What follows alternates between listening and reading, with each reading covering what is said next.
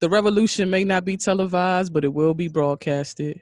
Welcome to True Culture, where we stay true to all cultures, especially our own. Thanks for tuning in to the Tap In. You are now vibing with the host who loves you the most. I am Waddy. Joining us today is accomplished movie costume designer, celebrity fashion stylist, and owner of W Style for You. Sisters and brothers, let's give a warm True Culture welcome to Whitney Kyles. Thank you, So good thank to you. have you. So good to have Um, you here so today, sister. Welcome, welcome. thank you for having me. Thank you for thinking about me. I can't stop blushing. Oh, I'm honored. Thank you. well, you have a lot going on, sister. I don't know how you keep up with it all, but we're going to get into all that today. I want to pick your brain a little bit and get a couple gems out you today. Now, what was your first experience as a fashion stylist? Well, my first experience happened when in high school, Mm-hmm. I would, I would dress my brother before school. And I was probably about a junior and he was a freshman. And so I worked at a men's clothing store in the mall called Silverman's. And and I would get clothes from there, and I would bring the clothes home. I would wear the clothes, and sometimes I would just put them on him, and he would go to school rocking it. Hmm. Interesting. So it just happened naturally for you. Yes. That's awesome. And you've worked on numerous high profile productions such as The Chappelle Show, The Wolf of Wall Street, Shaft, Sex and the City, Dave Chappelle Block Party, Noah, The Tom Joyner. I mean, I can go on and on. The list does. Um, Now, I hear most recently you're working on a new project, executive produced by Lena Waithe and Kathy. I don't want to butcher her last name, but I believe her last name is Kizeki. Oh, yes. The production is titled "How to Make Love to a Black Woman." Is that true? Yes, that's the running title right now, but we only shot a pilot. Okay. So, and then due to probably late starts and everything with Hollywood, I don't know when we're going back, but yes, the title is HTML, How to Love a Black Woman. And there's more to it when she is going through some shit. Awesome. So it's not how to make love to a black woman, it's how to love a black woman. It's how to make love to a black woman. Okay, so I had it right. Okay, I'm sorry. I thought I Yes, you thought I did. had it I'm wrong. sorry. Okay, so word I heard, so the word on the street is true. You are working on that project. That's awesome to hear that. Those are two amazing producers, and Kathy actually is the creator of that. So that's I know that's going to be a amazing production to Right. work on. I can't wait till it drops. Now, Um, I'm sorry. I'm sorry. I thought you were going to say something. I didn't want to cut you off. no, it's okay. I Okay, was just cool. saying, yeah, I would like to get back to work on it. Yeah. Now, how has COVID-19 been slowing up? I know it has been slowing up production. What have you been experiencing with COVID-19? Well, I was on a different production when we were told that we were going to stop production on March 13th, Mm. 2020. So by that, they just got everybody together and told us that we were going to shut down. And initially, we thought it was going to be 3 weeks. But as time progressed and 3 weeks became 6 and 9, and so they've been having Zoom meetings and congressional meetings about it and how they're going to open, what protocols they're going to take, all sorts of safety measures.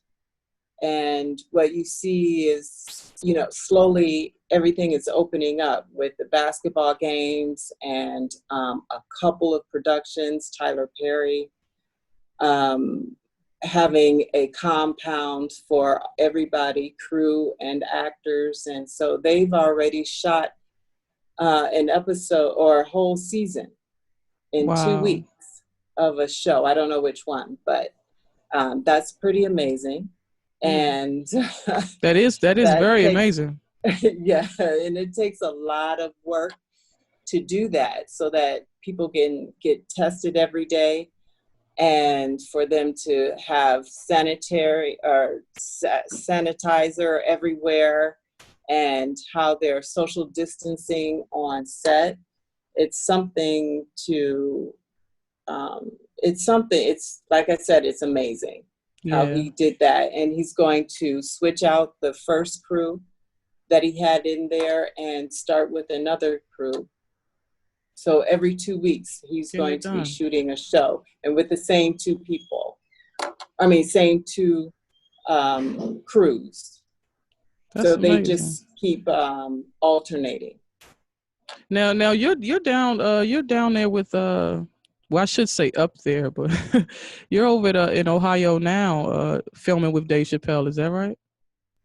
Yes, he's well, I guess he's filming, but what he's doing is Dave and his friends are having a get together, an event on 3 or 4 nights a week, and he has guests like Tiffany Haddish and Michelle Wolf, Mo Amer, Sarah Silverman. John Mayer was here last weekend, and Erica Badu was here in the beginning. It's a whole slew of people that come and perform for whomever can make it.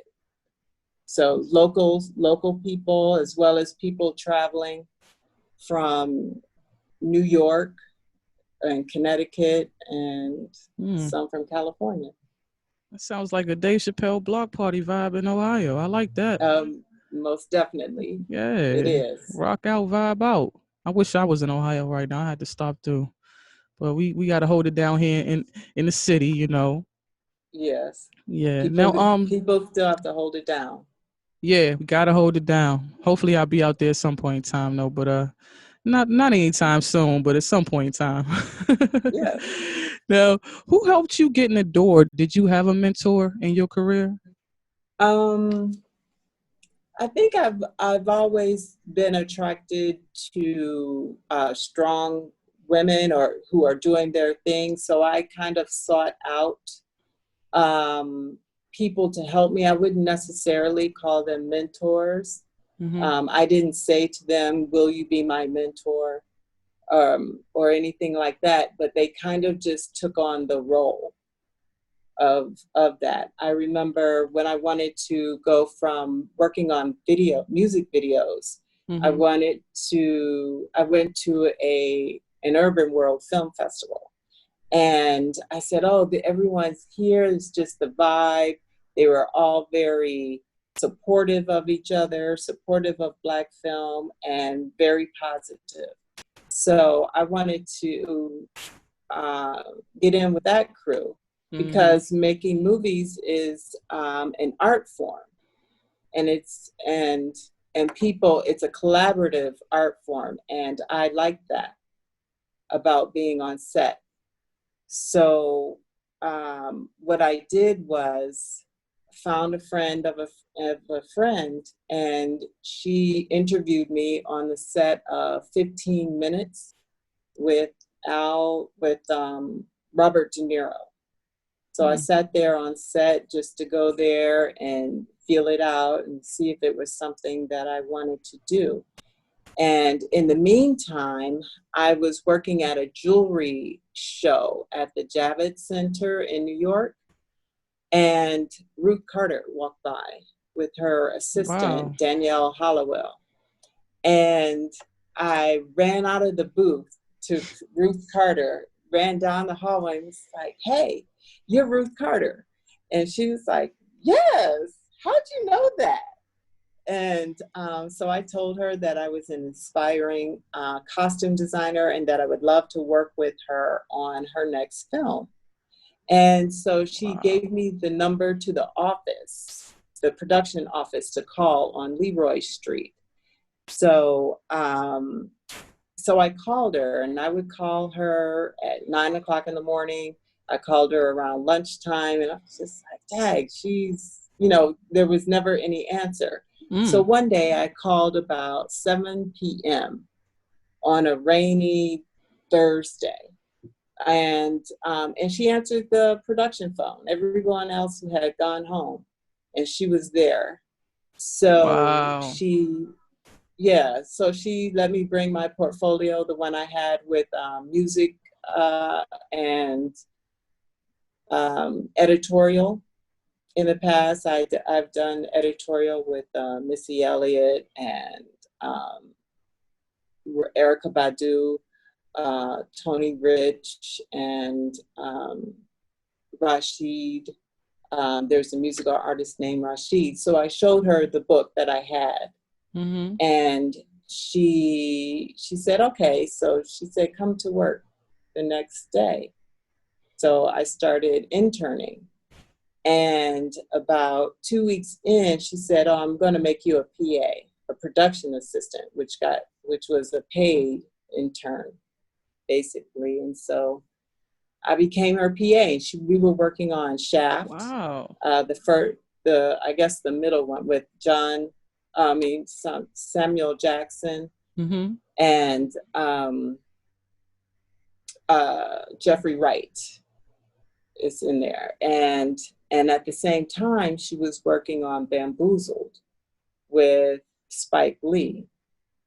And so she was going between these two movies that we're shooting in New York at the time. So I found it fascinating that she could juggle both of those Mm-hmm.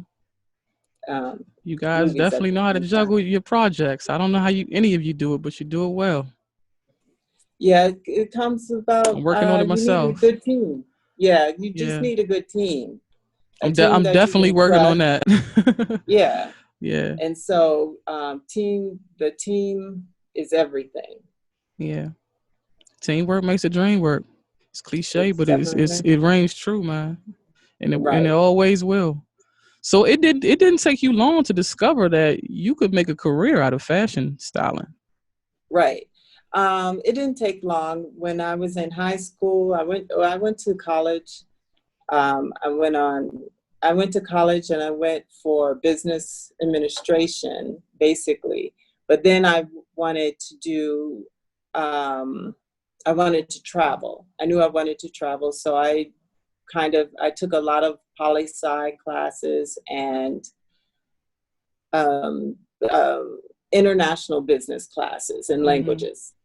And so, and then I got into a group called ISEC that I um, did. I mean, it was just a group on campus. And the group, I guess they facilitated and they paid for internships overseas working for companies that are also participating in the program. Mm-hmm. So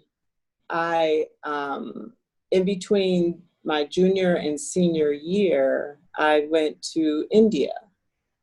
And while that company marketed Ray-Ban sunglasses and Bausch and Lomb products.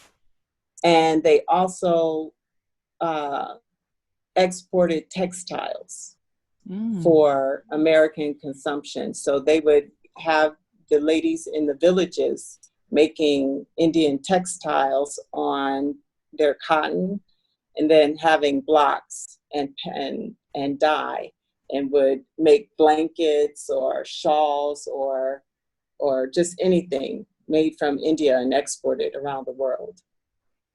Wow, what an experience. So yeah, that was probably one of my first experiences with I guess on the sourcing side of fashion designing.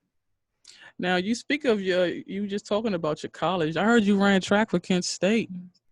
Yes. I ran the Awesome. 400-meter hurdles and the mile relay.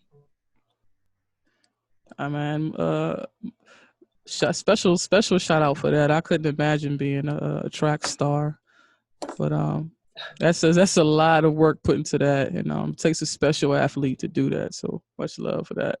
So thank you. Thank you. Yeah.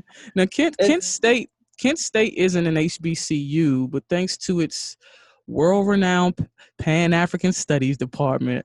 Yes, it gives students, an Afrocentric curriculum and focus, I would say. Now, Yes. and it's also forever associated with the Kent State shootings, which happened in 1970 when our own U.S. National Guard opened fire on peaceful protesters, killing 4 and wounding 9 unarmed Kent State University students. Um, Having gone to a university steep in such rich rebellious history, I mean, critical and progressive, just such a critical and progressive thinking university. How did experiencing that as a young African American woman influence the woman you are today? I think because they have classes on it. When we first visited the campus, it's not something that they try to hide, which Yeah. I gave a lot of credit to because they could have, or somehow, well, there's footage, so they couldn't have. So they just acknowledged the mistake. And every year, people, the 4 students who died on the green are honored. So I think there is a lot of critical thinking, especially in the Pan-African Studies department. Mm-hmm. And the professors there, they encourage that. We read books like Wretched of the Earth by Frantz Fanon. And Mm. some people, I mean, I don't know, things fall apart. We had a lot of good curriculum that I didn't know about or didn't appreciate until a little bit later, because some people, I don't know, I guess they're adults, or maybe at this time they're just now discovering those books. Right. But now I think that I'm pretty outspoken, I suppose, in my own way, when I see injustice, or if something's not right, or if it's not said right, or just, checking people to make sure that they know my truth, I suppose, or different perspective on whatever topic we're talking about. Yeah. That's good that you can offer them that perspective. Not everybody's, has access to, a university that has a Pan African Studies department. So, you know, that's a good thing to do. Now, Well, the thing is that Kent State at that time, on the Kent campus, there's approximately 30,000 students at the time, and the percentage of African American students, Black students, to white students then was about 3%. So since there wasn't a lot of us, then that's how they centralized or brought us together. Because there's a Black Student Union, of course, a Black Greek Council. So there's what they did there. I think they did a very good job in keeping people, us knowing each other and helping each other through. it's good to know that. It's good to know that. Now, over the years, we have seen many designer brands make poor decisions relative to race, where their fashion or marketing campaigns depict racist symbolism, or it has come to light that they don't even employ Blacks at all, sis. So, like, what are your thoughts on them? And are there things that they can do to recover or redeem themselves in your eyes? Will you dress your clients in their clothing? Well, what I try to do, what I've always tried to do, was give a voice to lesser known designers, or up and coming designers, or people of color who are trying to design. Part of my job, if I'm just styling for someone, is to know their personality. Mm-hmm. And so if their personality is such that they would wear um, a Black designer, or that they feel adamant about promoting and supporting a Black designer, then I would definitely put the client with the designer. And and they, sometimes it's a long-term relationship because you get to know the designer, you get to know the client, and it's easier to shop or design for someone that way. Mm-hmm. As recent as the Prada shirt that looked like blackface with red lips.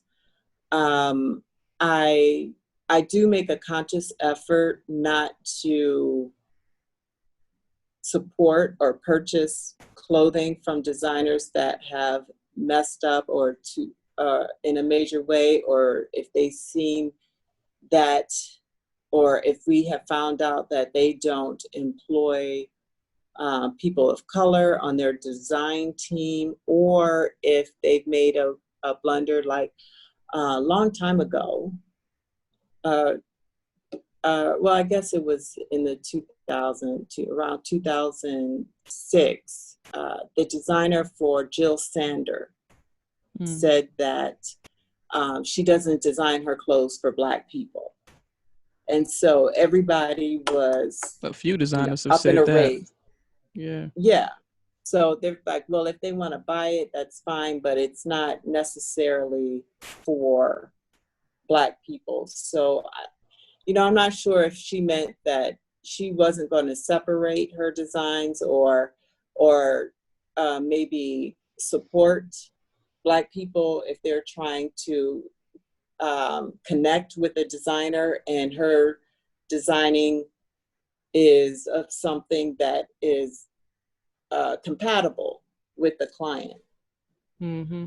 So, um, so all that to say is that usually I try and have space for Black designers, or people of color, women designing fashion, if I'm going to put it on a a well-known personality.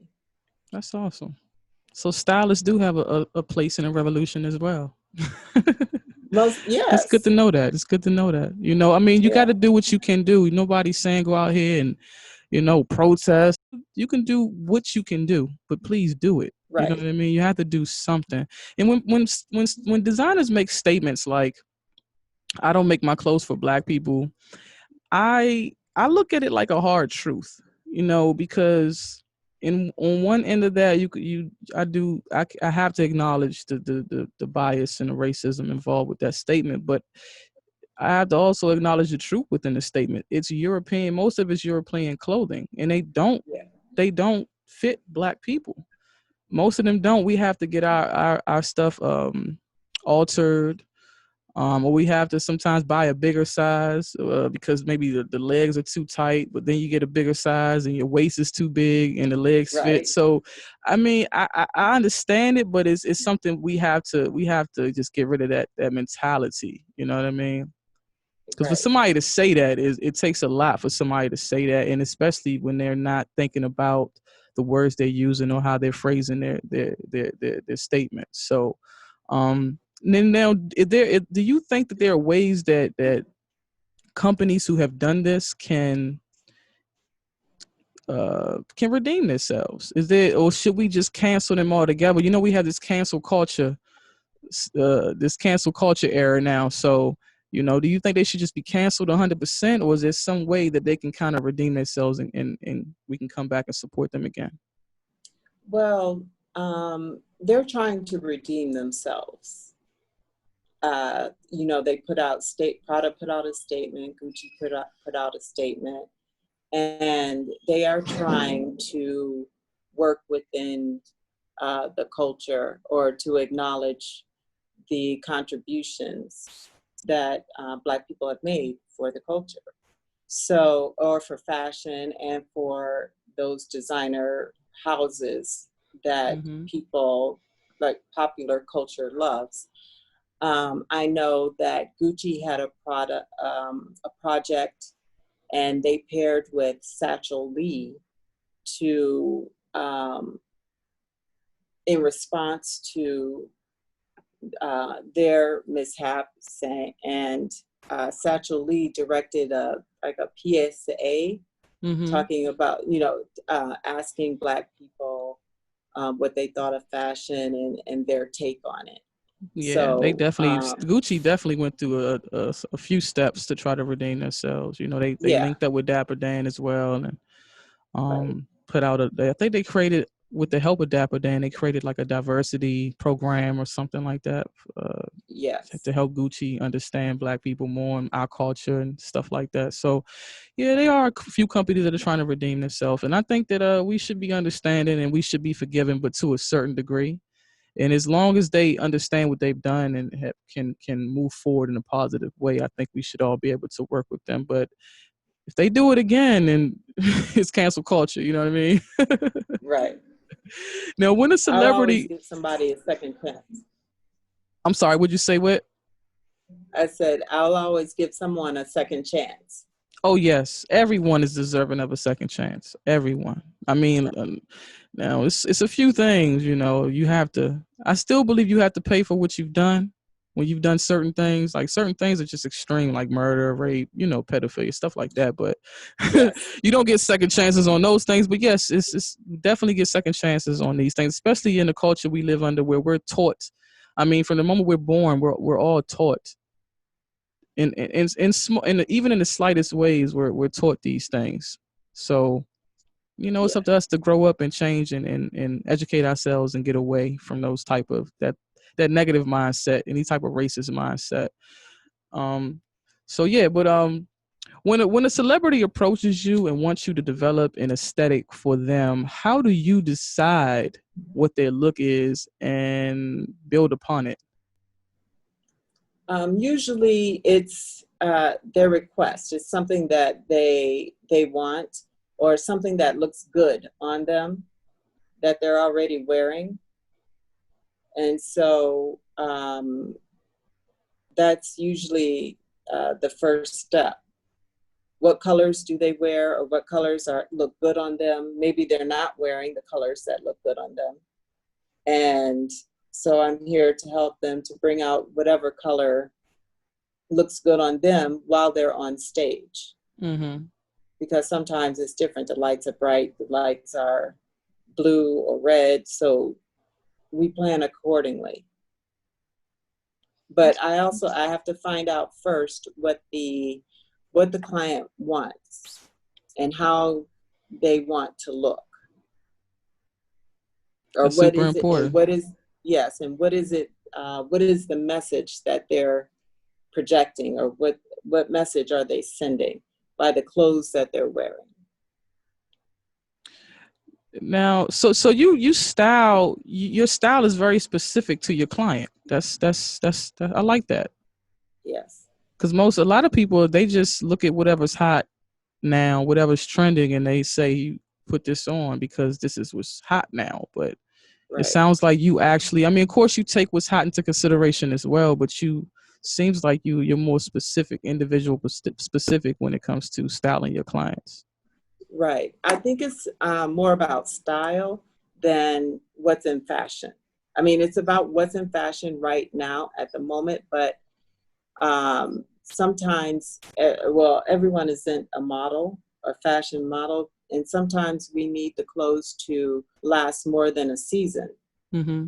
Or maybe it's not just for that look, but also if you come up with a look for an individual, then they can keep wearing the look, but maybe change the colors, or maybe have a slight change in the sleeve Mm. or the pant leg, but it's the same silhouette because it has to fit an individual and their body. Yeah. Yeah, style is definitely it's related, of course, but style is definitely something that is different than fashion to me. I can't recall the quote. Some paraphrase it. This quote I used to know. It says that fashion is what designers give us 4 times a year. Style is who you are all year round or something like that. I can't remember it, Oh, but I like that. yeah, But it it's is. yeah. Yes. But Now, I know that you have relationships with designers. You attend New York Fashion Week, you travel to London, Milan, Paris, all these great places. But how does the average person find out what's next in fashion? I think it's something that's intuitive. You know, if you're on the street and you're walking and you have your own style or you have a style about you, then what's next might be intuitive. If Mm. not, I think maybe bad to say, but Paris is good for being ahead of the curve, Mm-hmm. and so is Japan, Tokyo, Japan. Mm. Very much ahead. So if you're looking at blog sites or magazines from Japan or Paris, they're kind of, or television shows from Paris, or television shows based upon fashion or based in fashion from Paris or Japan. I think someone in the United States would have a leg up. But since we're so global now, Mm-hmm. it's kind of more instantaneous than what it used to be, because it used to be like the fashion shows would show, and then that's what came out in the magazines later. It's Right. because the fashion Right. shows for say fall 2021 already would have taken place in February, and so they're showing you what's coming next.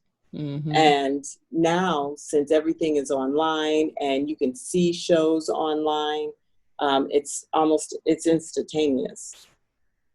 So if you're looking for something new, maybe it's something that you're watching a show or a fashion show, and you say, "Oh, I like that shape of, I like that neck." Maybe it's not necessarily a crew neck, but it's a little bit further up, a few millimeters up, and it's more like a mock neck, but Mm-hmm. not so much a mock neck. And you say, "Oh, I haven't seen that since, I don't know, 80 something," and so that's how it gets reintroduced again. And since they, by the time they get into the stores, other designers have seen what other designers have Right. put out. So that's why And then everybody has it. they're all in the store at the same time. Okay. Well, that's good to know. But speaking of what's next, what's in now for men and women? Let's start with men. What's hot right now for men? Well, I think it's so hard to say because people are at home, Mm, basically. right. And so they're giving more loungewear items that are at home, or things that are easily transitioned into a Zoom call and Right. lounging all day. So for men and for women, things are Right. a lot looser. There's a lot of t-shirts. There's just a lot of um, um, more casual wear, Yeah. because even people who are going to work, unless you're on newscaster, they're not really getting dressed. Yeah. It's no need right now. Yeah, I mean, they are, because it's apparent if you rolled out of bed and got on a Zoom call. But it's just a different type of dress. Mm-hmm. It might be a soft shoulder, maybe a kimono looking, or a gi looking top for both Mm-hmm. people, for everybody. For everybody, right? Yes. Something the husband can put on for a Zoom call, and then the wife can put Yeah. on later on for hers. It's just, Right. Right. that's good. Because it comes with a collar. And since Right. it comes with a collar, it looks like uh, we're dressed. That sounds about right. Sounds about right. You are the owner of W Style for You. What's it like being an entrepreneur and being responsible for your brand and your livelihood? Also, explain that name and how you came up with that. Okay. Well, I guess I would try and say that, oh, I could have come up with something better than that. But it I like was it. my email address. And I love it. Simplify life, right? Why complicate things? it was my email address, in my first email address at AOL. Hmm. And um, and I did a photo shoot in Dallas after 9/11. I flew to Dallas on the day after Thanksgiving to do this photo shoot with Tom Joyner. And it was an advertisement for Buick. And we started talking afterwards, and he asked me if I was afraid to get on the plane to come to from New York to Dallas to do the photo shoot. And I told him, yeah, I was a little, hesitant to get on a flight. And after that, he told me, well, I'm going to call you so that you can dress my wife. She needs, I don't know, golf gear because she's, prancing around the golf course. And so he called about 3 weeks later, and I started working for him. But as soon as I started working with his wife, I started working with him, because even though he's on the radio, or he was on the radio, he wore, he had appearances, but he would just wear sweatsuits to work and everywhere.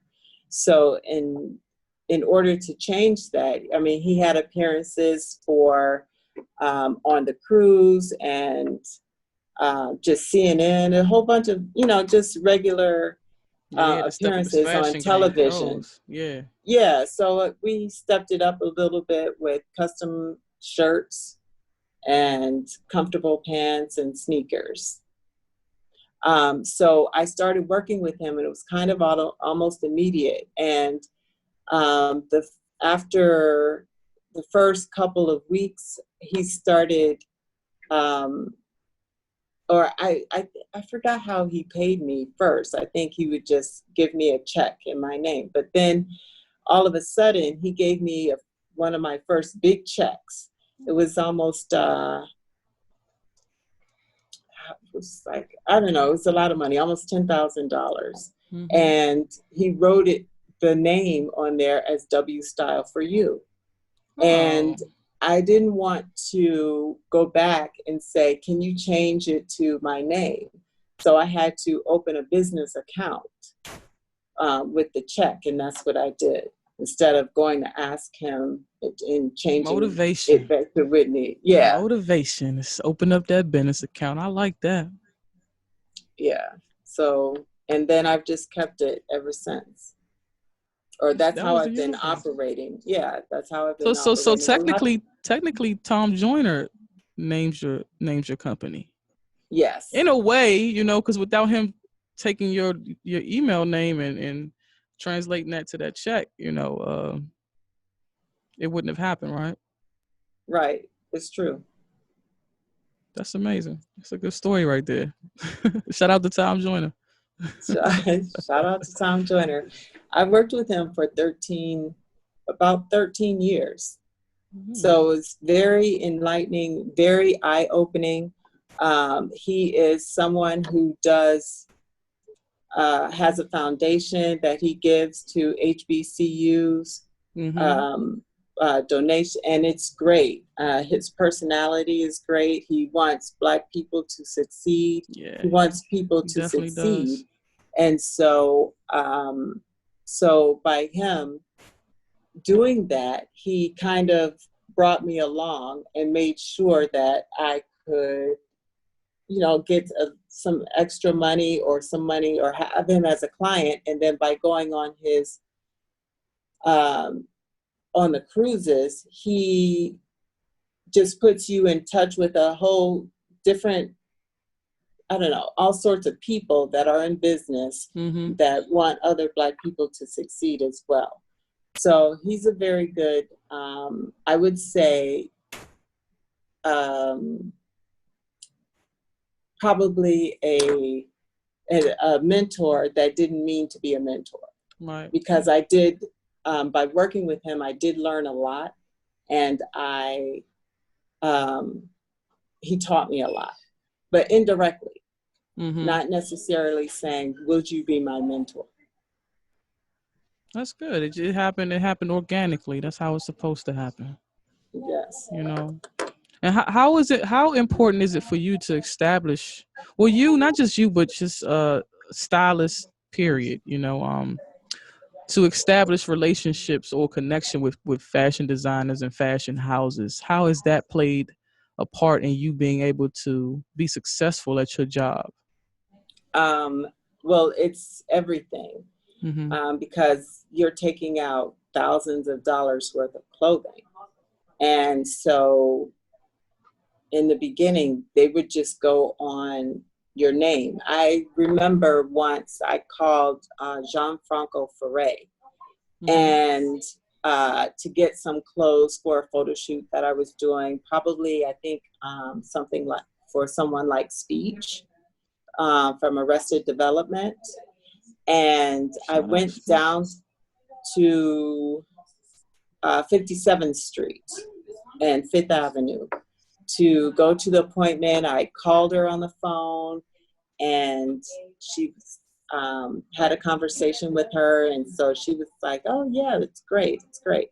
So come on down." I went down there. I got there and sat down. She offered me water and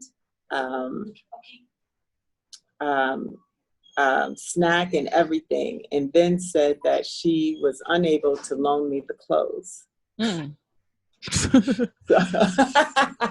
She was Yes. nice first though, before she came. She with was that nice first, but then I sat down, to water and everything, and because it's a nice showroom, that's what they offer.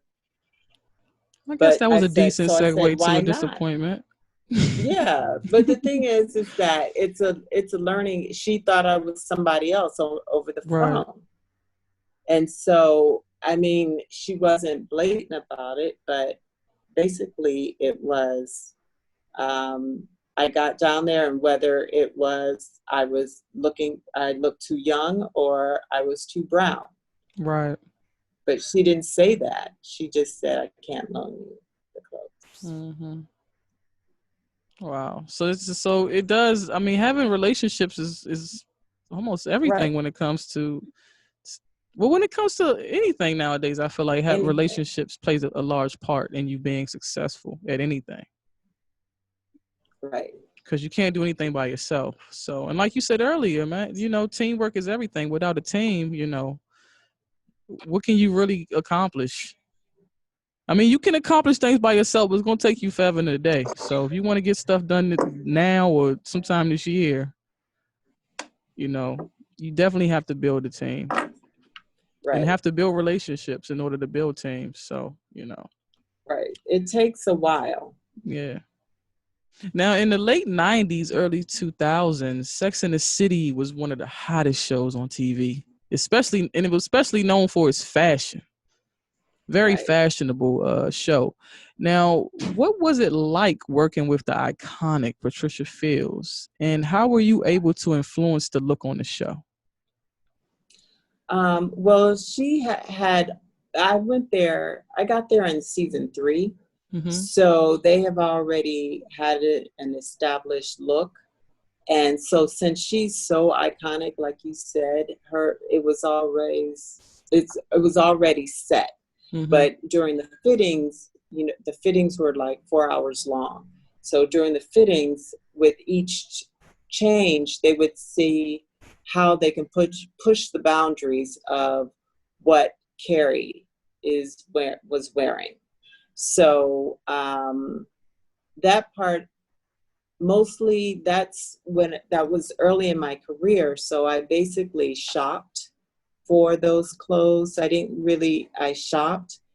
We went around to all the little vintage stores on the Lower East Side, um, showrooms. Mm-hmm. And basically, Patricia is a New Yorker. So Mm. and she's a club kid, and she likes club kids and other club kids. So her aesthetic was um, based upon what kids were wearing in the clubs. A lot of it in the 80s, though, but in the tunnel or the garage in New York City. So um, she was iconic in that way. And so she also had two stores and one in Soho and one in the West Village that Mm-hmm. catered to these. So they brought her in to give a certain look. And so she hired people that would help her. So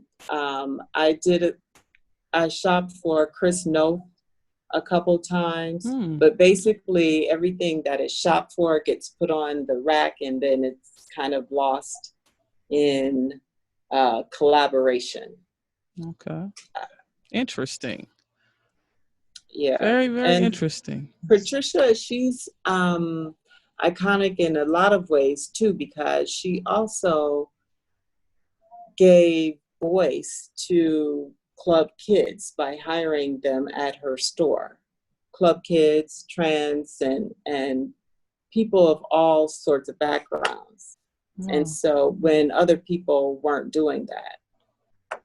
Shout out Patricia Fields. I didn't know that. That's news to me, man. We need see people do great things every day that goes, unsaid and unacknowledged. So, but this is how we have to live our lives. We don't need credit and acknowledgement for just doing God's work and being a vessel for God, just being a great person, living in a positive light and spreading love and knowledge to people and giving people an opportunity, man, which is most important because a lot of people don't have opportunities, and that's what people are lacking nowadays is the opportunity to become the person that they're destined to be. So, shout out to Patricia Fields for that.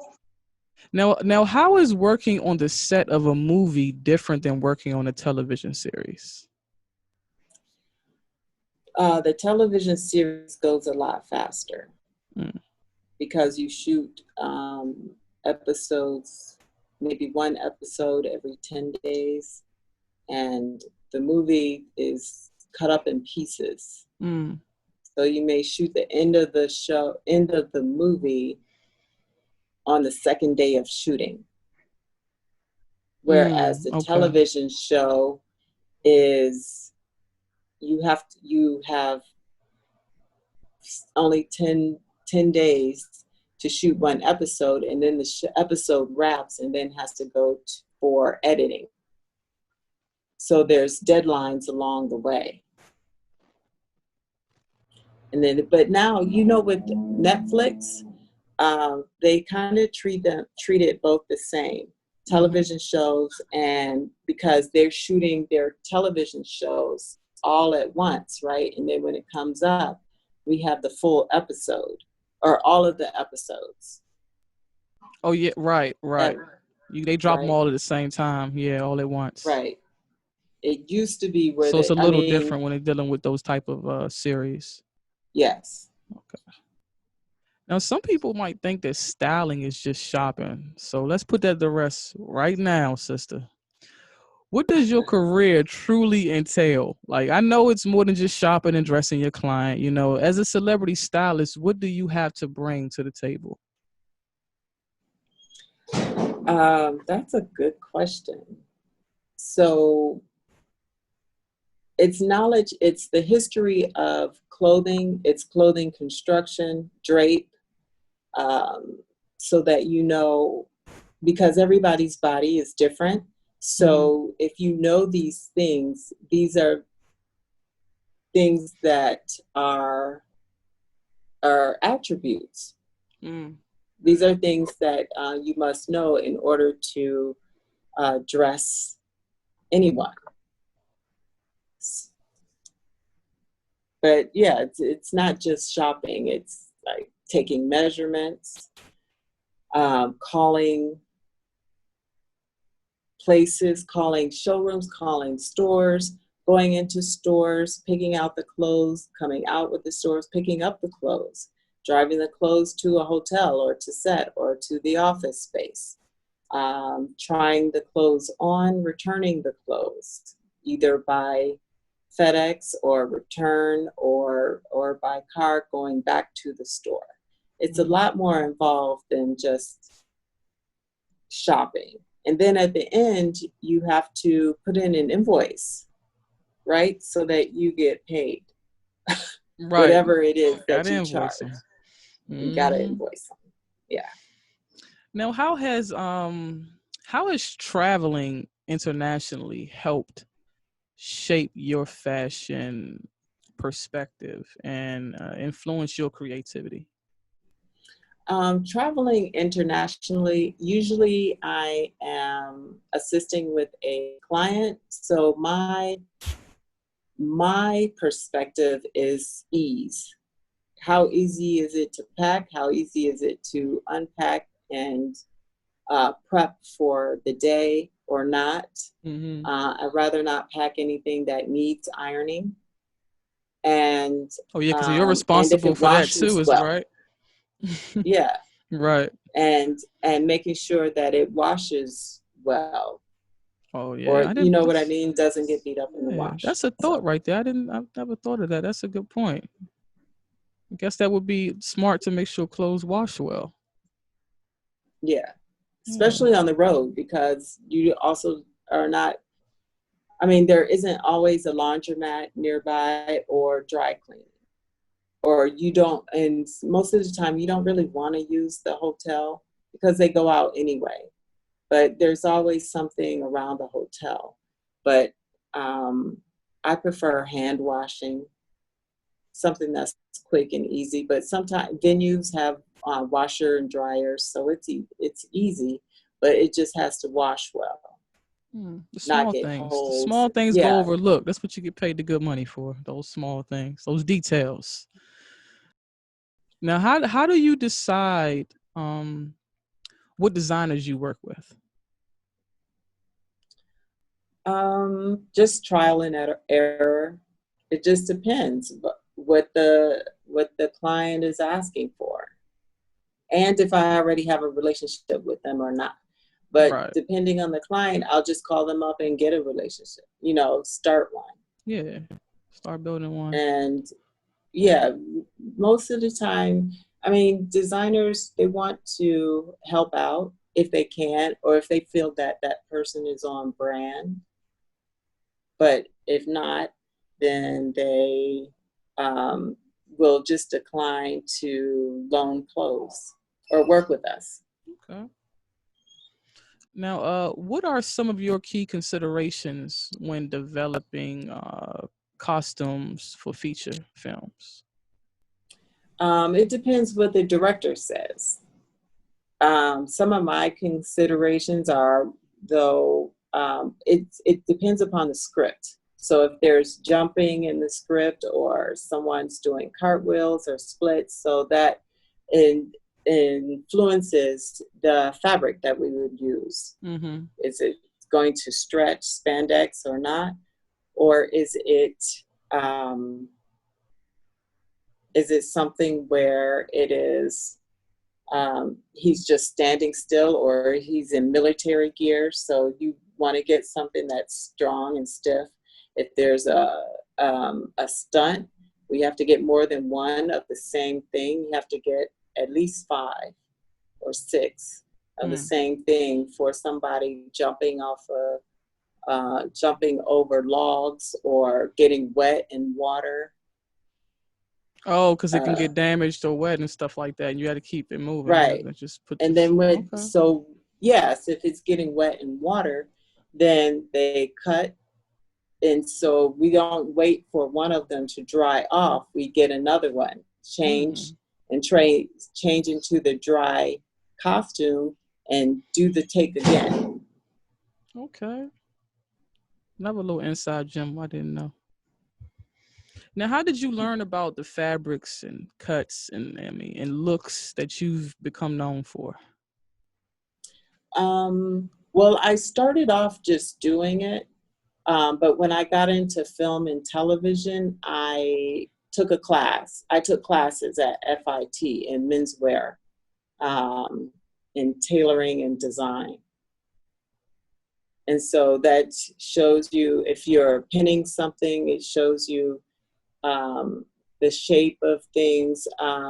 Actually, with styling, you can pin something in the back, and since the model or that person, we won't see the back, you could just pin it with safety pins. But working on film, everything has to be done head to toe because you don't know which way the camera is going to move. You know, so if someone's walking down the street, yeah, and then they turn and you don't know. So everything has to be done. Good answer. And you've worked with Dave Chappelle since the Chappelle show. And he always looks so well put together. He looks like there's a lot of thought, a lot of thought was put into his style. I've noticed in recent years he's been wearing his name on his clothing, making sure that either his name or his logo or logo has been displayed on his clothing. How did that come about? And was that a collaborative decision? Yes, it's definitely collaborative. That came about when we shot Chappelle's show. He had the C on his on the turnaround on the talking portion of the show where he tosses to each of the sketches. Mm-hmm. So he had a graphic designer make that in 2000, around 2000. And so we just expanded on what he already did. Okay. So sometimes though, so he made the logo. I made the logo into a patch. I picked the colors to make sure that it's good red, black, and green. And then we found the jacket. It was just kind of at that moment, the jacket, it just kind of, everything was just flowing. Mm-hmm. So,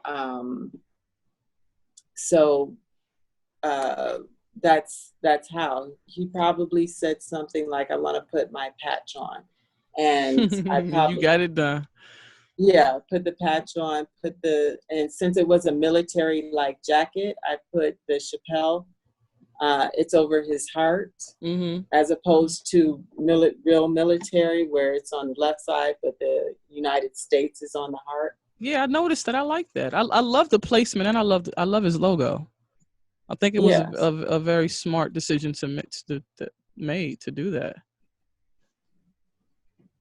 Yeah, it's cool. Yeah, I like that. I like it. I think everybody should represent, because I mean, it's tight to, you're representing another brand, but you should also represent your brand as well. And I like the thought that was put into that. Right. Yeah.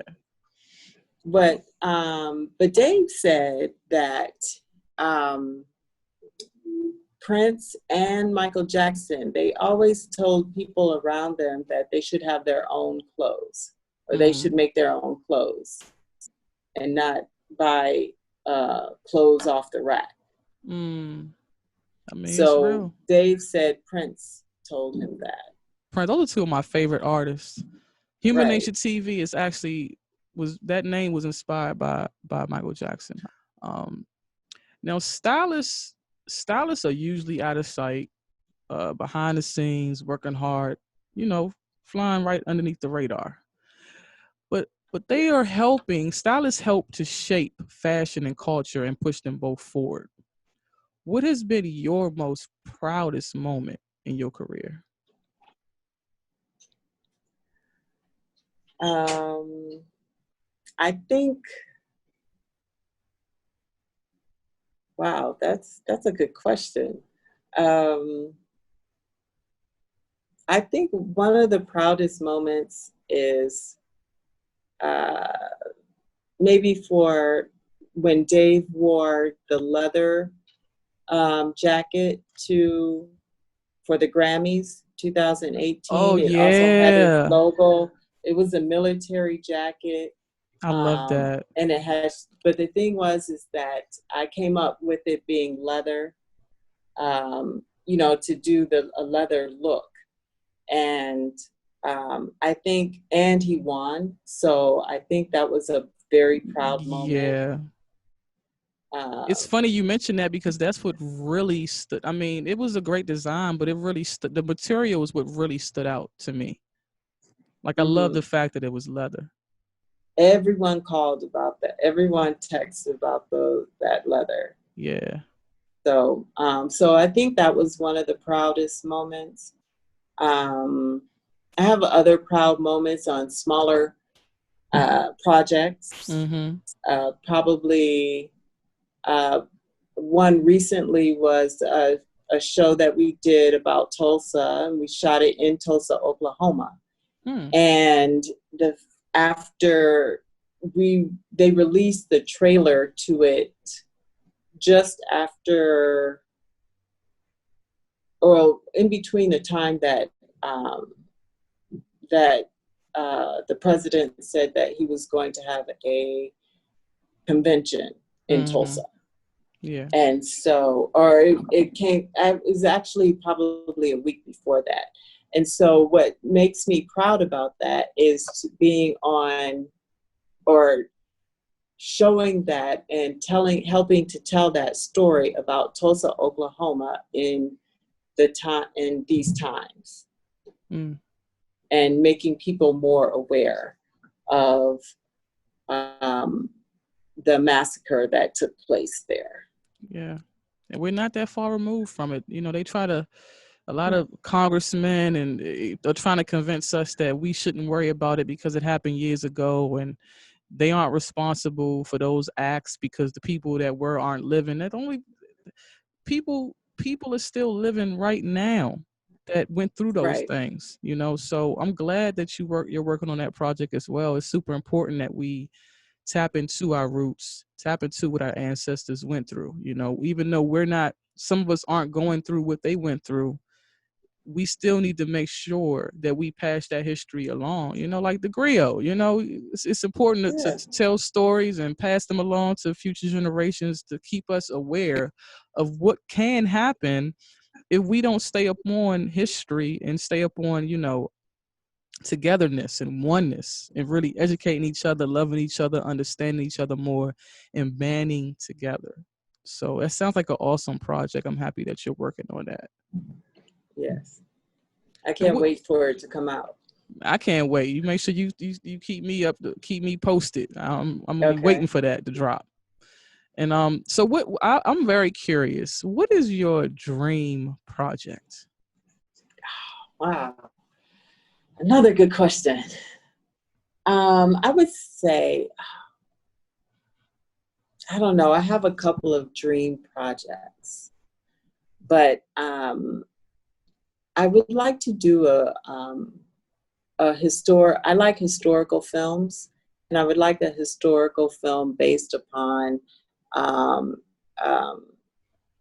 a defining figure in our history. So, I mean, they've done countless movies about people, but usually like people in sports, people who have overcome. I mean, if it were some story about I don't know, first Black Althea Gibson, or I don't think I've seen a movie about her. And so it would be nice to see more than a documentary, about her. She was a Black woman. She's iconic. She was the first. In sport. So something along that lines would be good. That seems like that'd be a very meaningful project as well. I mean, dope for sure, but very meaningful. I like meaningful projects. I mean, I like entertaining and fluff too. Mm-hmm. I think they all have a story to tell, or they Or all have a serve a purpose. purpose. They sure do. Yeah, and I love to laugh, so I think it does. But um, um, I just think that telling a story and being a history buff and being a research buff myself, that I would like to uh, give history, or let people know what went on, because even while we were shooting there, people who are from Tulsa did not know that that went on. Mm. Now that's that is terrible. That's Yeah, terrible. that's something they hid though on purpose. Yeah, I mean the miseducation, the misinformation is rampant out here. But I'm glad that we're in an era where we're like starving for knowledge to the point that we're seeking it out, because that's what's Right. most important, is to seek knowledge. So now we're just like, it can be a bad thing too, because people follow anything that they read. Now they go on social media and they see a meme about something, they believe it. But it's still Mm-hmm. it's still a good thing, because it's something that's making you think. Now it's our Mm-hmm. responsibility to do our own research. Hashtag do your own research.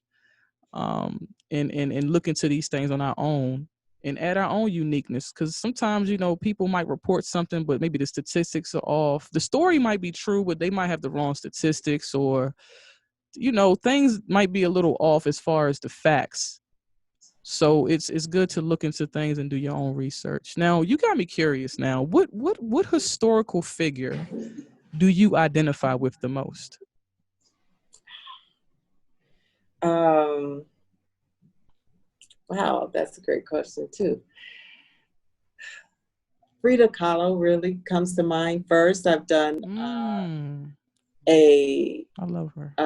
reports on her for art class, and I just found her fascinating and fiercely independent, Mm, and just strong, and the kind of, I don't know, just lived the way she wanted to live, yeah. and was just strong. And I think, not that I identify with her that in that, I mean, but I think it's that I aspire to be like that, just very outspoken, with no apologies, or Mm, do what I want with no, just living life to the fullest. yeah. I like that. I like that. Now, what is next for you, Miss Whitney Kyles? I'm designing the clothes that I have for, like the jumpsuit for Dave, that'll go online, and I'm building a website so that those can be purchased online. Shirts like the one that I have on, um, I like that. all sorts of accessories. So I'm building a website. I'm trying to build more with social media, so that, and the social, that part would probably be more travel related, Mm-hmm. because I travel so much, even though we are banned from other countries. I've been traveling from California to New York, and I've stopped in Oklahoma and Detroit, and now I'm in Yellow Springs, Ohio, and then I'll go to New York. But I stopped in Detroit to see family and to just regroup Mm-hmm. and see what the pivot is about. You know, You've always been a traveler. I mean, you travel a lot, but yeah, it's different now because it's COVID. So, right. you've been But forced to move differently. yeah.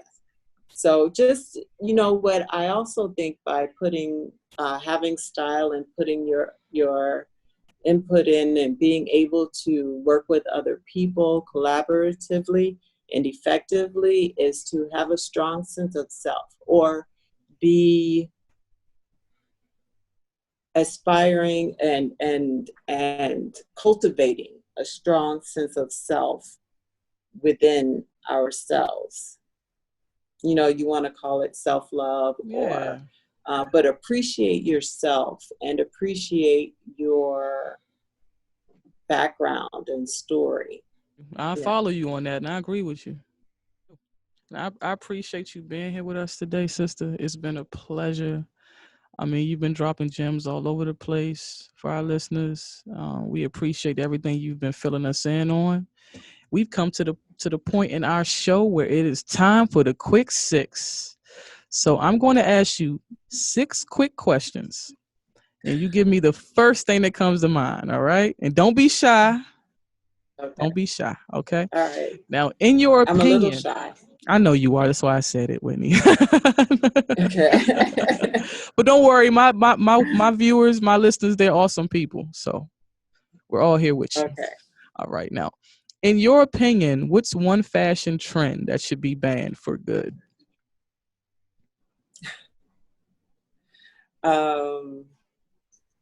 Banned for good. Oh wow, fashion trend that should be banned for good. Well, I think maybe I can't say. Don't hold back. This Maybe, ain't Viacom. We okay. own our own thing. You can say whatever you want. I'll tell you. It is leggings on the street. Leggings Like on the leggings. streets. Yes. Real I talk. That's think a good leggings. answer. I think leggings are for working out, running, yoga, any type of physical activity, because really that's what they were made for. But I think leggings, when you take leggings for working out into the rest of the day, I just think that it's not fashionable at all. And the I fabric isn't wholeheartedly good agree. for all day wear. Yeah, And the fabric isn't good for all day wear. I wholeheartedly agree with that. That was a great answer. Now, what's the most outlandish thing you've had to shop for?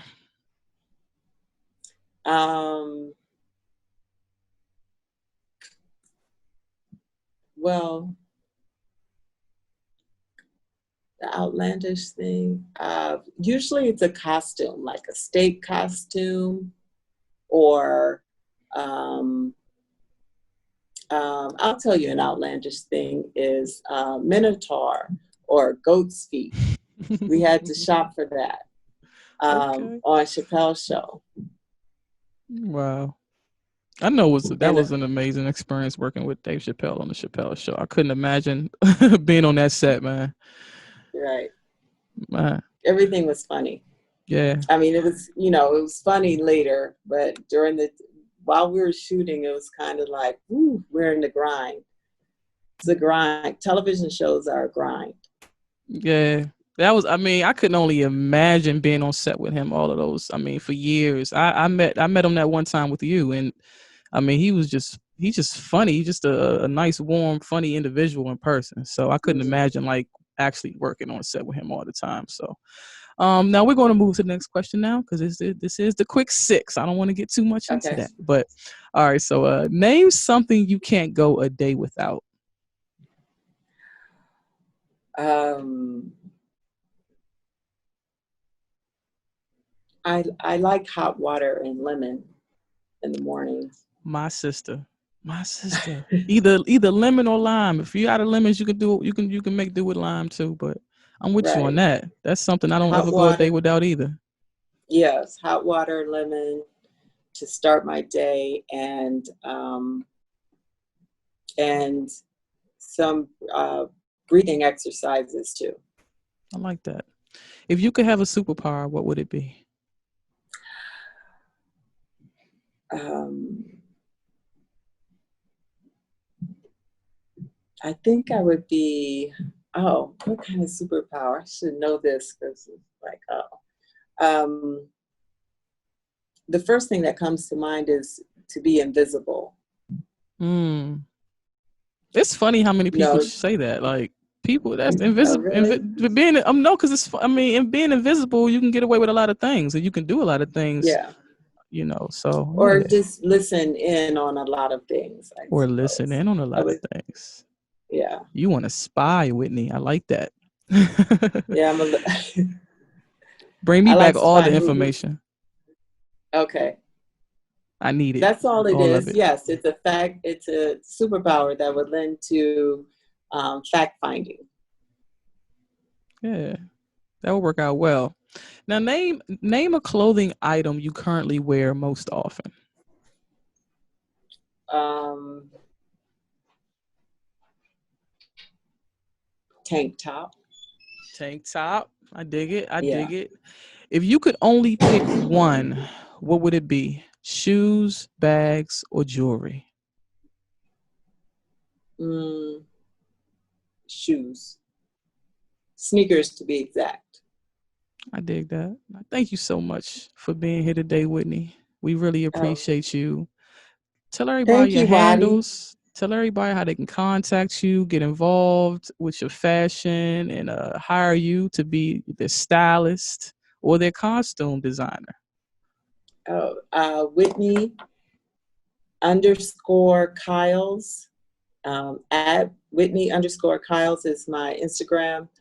And Twitter is Whitney Styles. Tumblr is New Adventures in Style.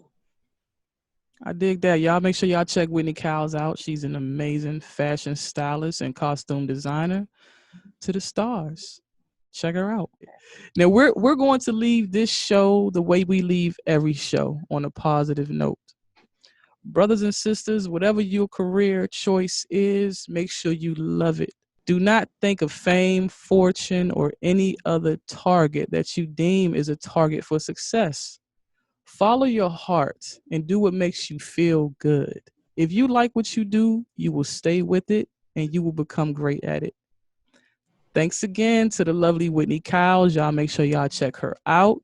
Stay up with True Culture on YouTube, SoundCloud, Twitter, and Instagram at Human Nature TV. That's HUEman Nature TV. Sisters and brothers, the revolution may not be televised, but it will be broadcasted. True Culture on Human Nature TV. Peace.